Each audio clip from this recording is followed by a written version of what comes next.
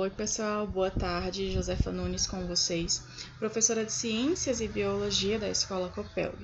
E na nossa aula de hoje, para a turma do terceiro ano, terceira série do ensino médio, a gente vai estar estudando Histologia Vegetal, os tecidos permanentes 1, da Biologia 3, do livro 3 de vocês, ok? E logo abaixo eu vou estar deixando o link para o outro conteúdo. Tá, então o que acontece? A gente começa estudando agora os tecidos permanentes ou tecidos de revestimento.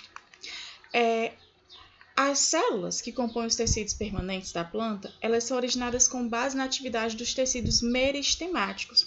E aí eu questiono para vocês, o que são esses tecidos meristemáticos? Eles são tecidos que têm uma grande capacidade de se diferenciar.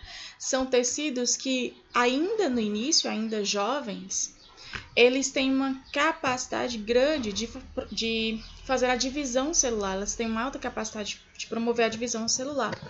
E, à medida que vai promovendo a divisão celular, essas células também elas vão se transformando em outros tipos de células. Então, elas têm a capacidade de se diferenciar. Então, esses tecidos que compõem, que originam e que formam essas partes das plantas, eles são oriundos desses tecidos meristemáticos. E de acordo com a função, os tecidos permanentes eles podem ser organizados em 3 grandes grupos, ou em 3 grupos, como o sistema de revestimento, como o próprio nome já diz, sistema de revestimento, ele vai atuar no revestimento, na proteção e na impermeabilização de partes da planta. O sistema fundamental, que é responsável pelo preenchimento, pela sustentação, pela reserva e pela fotossíntese dessa planta. Vejam bem, o nome, se você comparar o nome desse sistema fundamental com as funções da planta, você passa a perceber o quê? Que é o essencial. É o essencial para o suporte, para a sustentação, para manter, digamos, as atividades metabólicas dessa planta, à medida que também, além de promover a sustentação, promove o preenchimento, e que é responsável pela reserva e pela fotossíntese, que é o processo em que a planta produz seu próprio alimento. O sistema vascular, que é nada mais nada menos responsável por realizar o transporte de nutrientes, tanto da seiva bruta como a seiva elaborada, através de quê? Dos vasos condutores, então por isso sistema vascular, através do xilema e do floema, e também desempenham um papel de sustentação, à medida que são tecidos de condução também formados por fibras de sustentação para essa planta. E começando agora a entrar nos tecidos de revestimento, no sistema de revestimento. Os tecidos de revestimento, eles revestem o corpo do vegetal e eles controlam as trocas de substâncias com o ambiente. Quando eu digo eles promovem as trocas e controlam essas trocas de substâncias com o meio ambiente, eu quero dizer o quê? Que eles promovem o controle da transpiração dessa planta, da transpiração, da liberação de oxigênio para o meio ambiente, da absorção de gás carbônico do meio ambiente, é quem vai controlar essas trocas, essas entradas e essas saídas. Além disso, também, os tecidos de revestimento eles vão atuar na proteção dos vegetais, proteção contra agentes químicos, contra agentes físicos, contra, digamos assim, certos patógenos, fungos que tendem a querer prejudicar essa planta, de certa forma. E a epiderme, como principal tecido de revestimento, ela é a camada contínua de células que revestem extremamente o corpo da planta, em estágio primário. Geralmente, como características, ela se apresenta, as células epidérmicas, as plantas epidérmicas, elas apresentam formas tabulares. São células aclorofiladas. Quando eu digo aclorofiladas, elas são células desprovidas de clorofila. E uma característica importante é que elas são células justapostas. O que eu quero dizer com células justapostas? Que é um termo que a gente usa muito e que vocês veem muito ser dito em sala de aula. São células, digamos assim, bem próximas umas das outras, bem unidas entre si. E qual é a função dessas células justapostas? Essas células elas têm a função de tentar impedir a perca de água por transpiração dessas plantas, das partes dessas plantas. Então, por isso que é uma característica da epiderme, sendo a principal camada de revestimento, conter essas células, apresentar essas células justapostas, ok?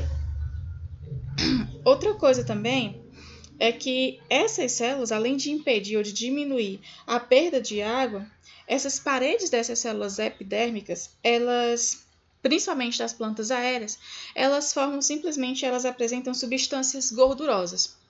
E eu peço para vocês focarem na imagem dessa folha e vocês tentarem lembrar de alguma planta que vocês já viram que a folha ela tem um aspecto como se fosse de plástico, cerosa em cima, digamos, de certa forma, reflete um brilho.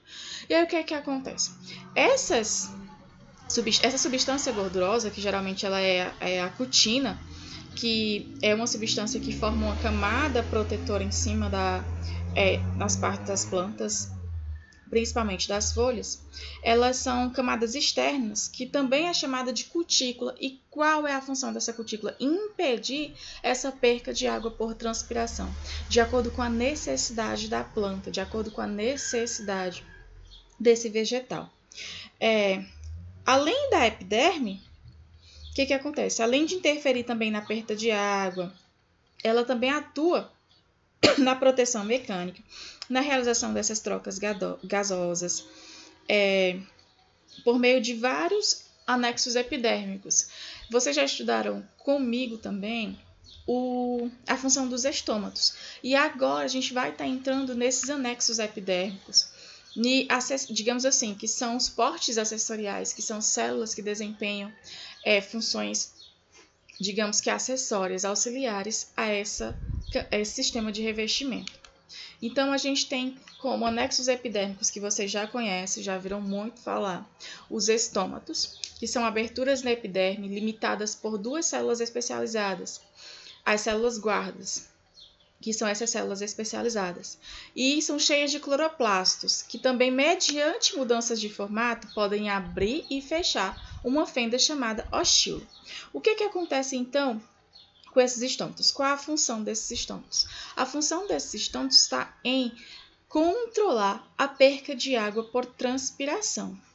Eu chamo a atenção de vocês agora para se voltarem para a imagem. Vocês veem que são células que têm a capacidade de abrir e de fechar. E essa abertura, essa fenda, ela é chamada de ostilo. Quando a planta, digamos assim, ela absorve uma grande quantidade de água e é favorável a ela a perca de água por transpiração, de acordo com a necessidade dessa planta, esses estômatos eles tendem a se abrir. Caso contrário, seja o momento que a planta não esteja favorável a perder água, a promover a perca de água, a liberar água para o meio ambiente por transpiração, esses estômatos eles permanecem fechados com a função, com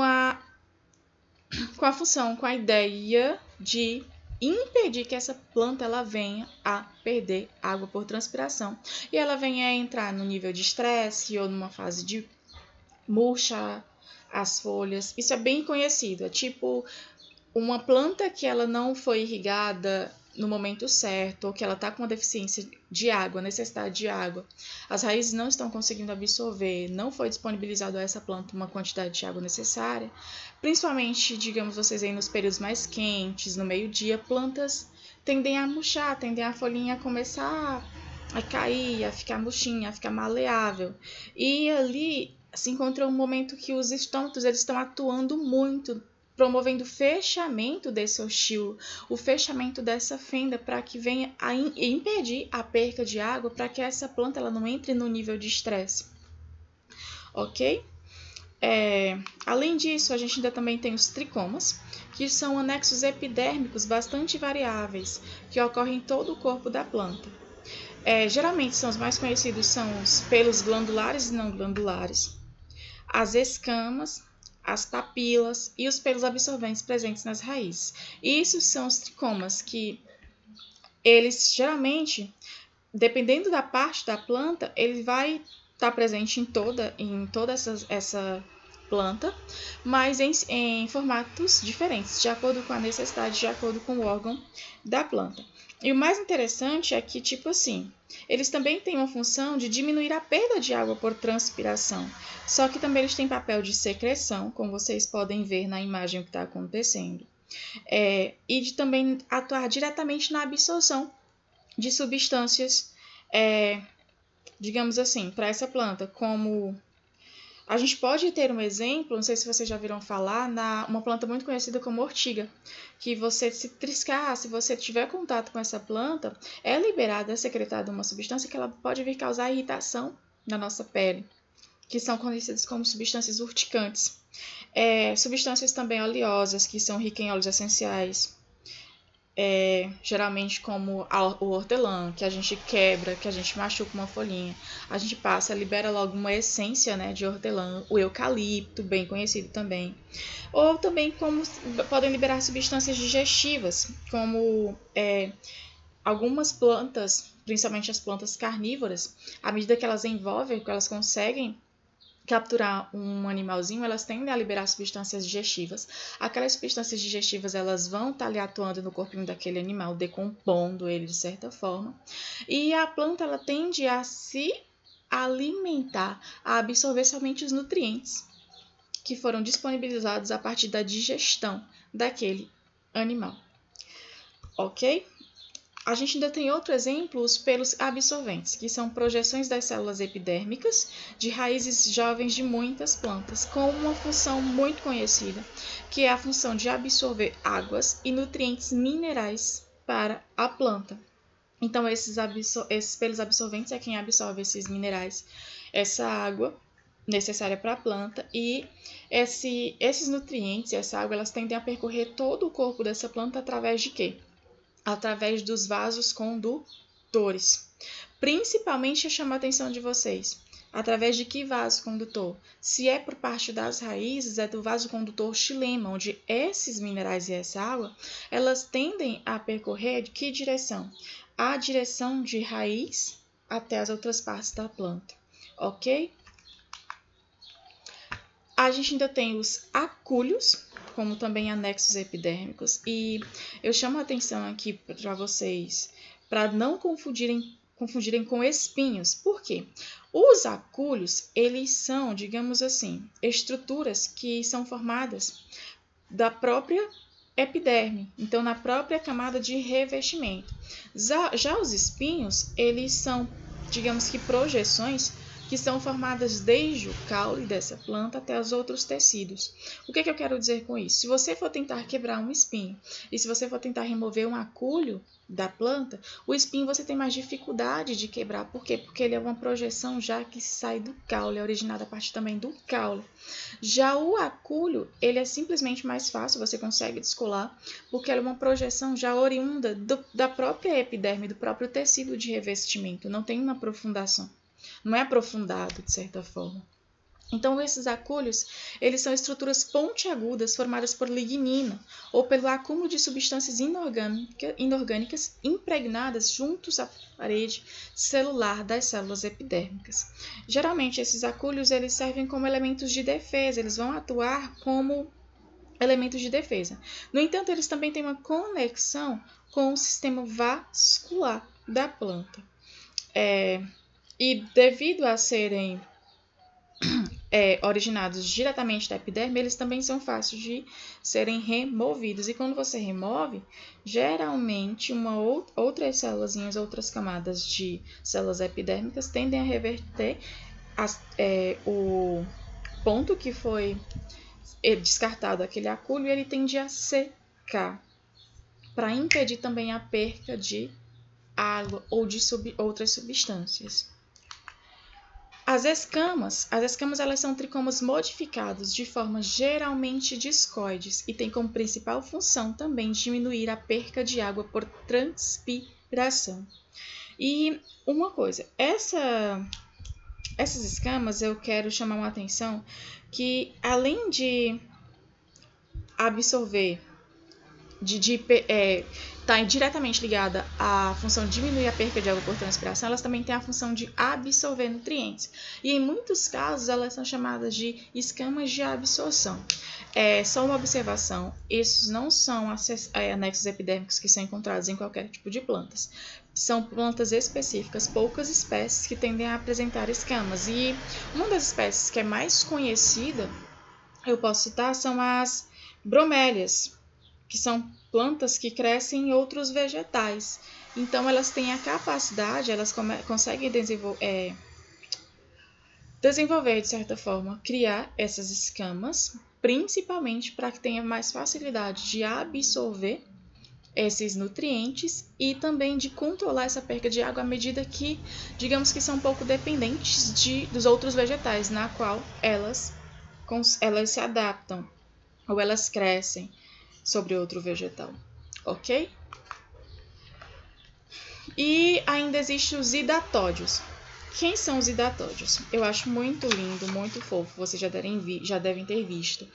E se vocês não viram ainda, eu peço para vocês observarem as espécies de plantas, até vocês encontrarem, principalmente na parte da manhã, pela manhã cedinho. Os hidatódios, eles são pequenas aberturas encontradas nas extremidades de algumas folhas. E essas extremidades, essas aberturas que são encontradas nas extremidades, elas são responsáveis por eliminar de forma líquida o excesso de água dessa planta, dos vegetais. A gente tem as plantas, os estômatos, que estão ali nas folhas do vegetal, que perdem por transpiração, digamos, por vapor, água, e os hidatódios, eles já são outras características que não são todas as plantas que apresentam, mas que têm a capacidade de perder na forma de gutação, ou pinga ou vai transpirar, mas a forma que é liberada das folhas dessas plantas é água na forma líquida, e é uma coisa muito fofa, muito linda de se ver realmente. Eu peço para vocês observarem plantas pela manhã cedinho, onde vocês puderem, tiverem a possibilidade de observar, porque é muito fofo, é muito lindo mesmo, é uma característica assim, digamos, é encantador. E eu sou suspeita para falar. Além desse tecido de revestimento da epiderme, algumas plantas, onde não são todas, eu quero deixar claro aqui, ainda podem apresentar a periderme, que geralmente ela substitui a epiderme, mas nem todas as plantas, eu quero deixar claro, apresentam periderme, somente as plantas que apresentam crescimento em espessura secundária é quem apresentam esse tecido de revestimento. A periderme, ela geralmente substitui a epiderme como tecidos mais externos em caules e raízes que passam por crescimento em circunferência ou em espessura. Geralmente, ela constitui de 3 partes, da filoderme, do filogênio e do súbero. O que acontece?